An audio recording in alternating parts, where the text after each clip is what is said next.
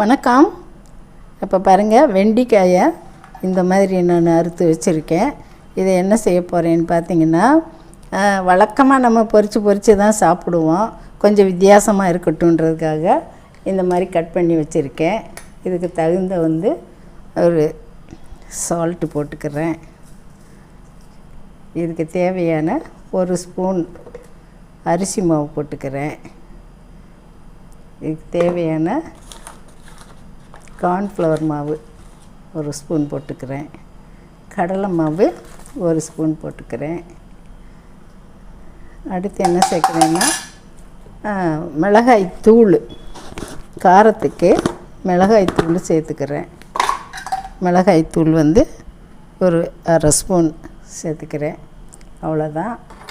இதை இப்போ